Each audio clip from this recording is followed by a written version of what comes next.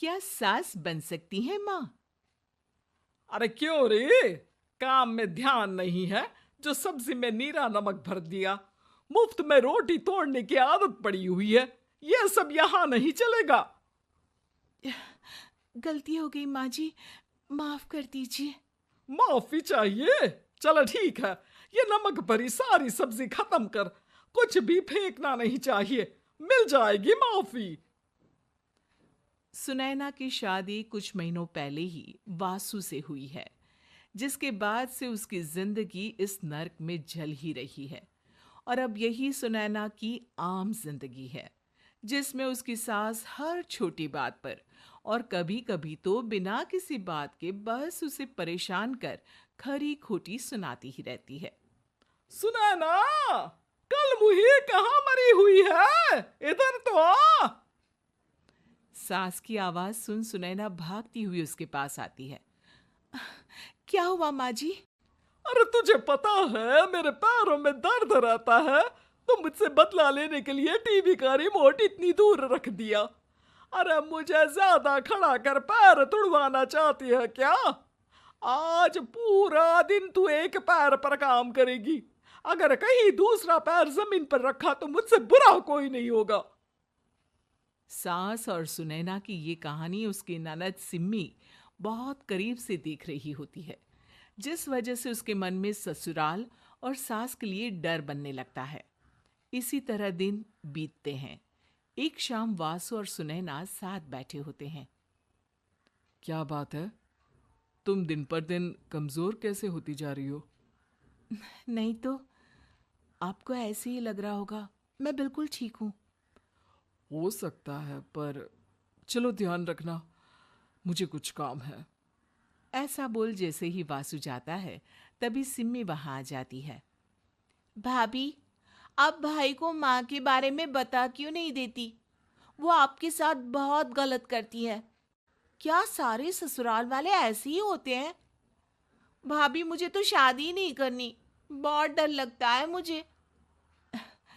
अरे तुम बेकार ही टेंशन ले रही हो, ऐसा कुछ नहीं है।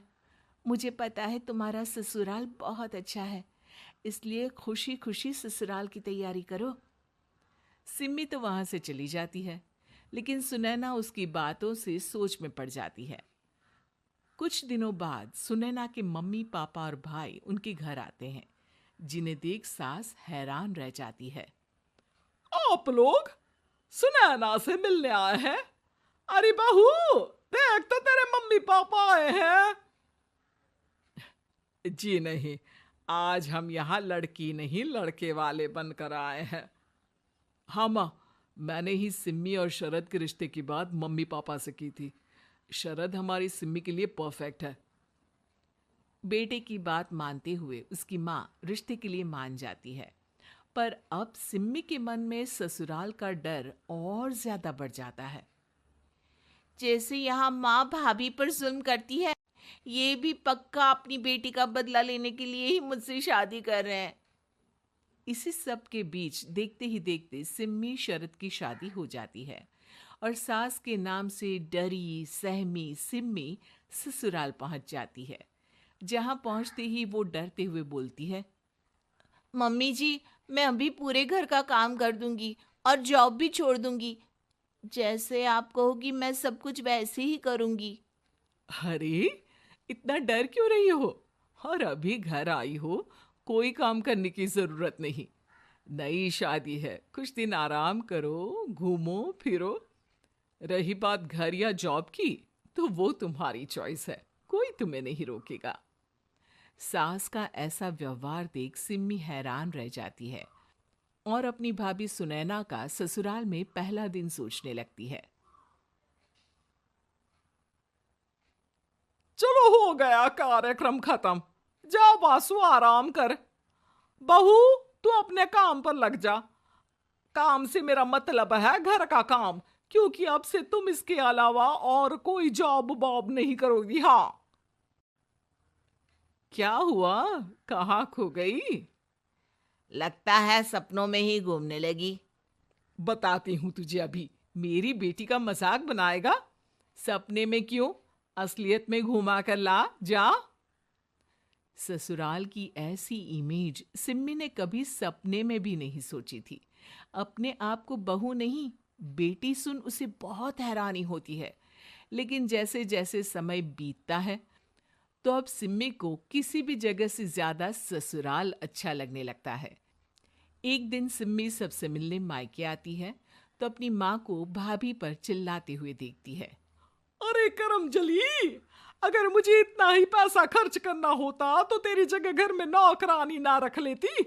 तुझे लेकर आई जिस नौकरानी का पैसा बचे, पर तू तो उससे भी ज्यादा खर्चा करा रही है।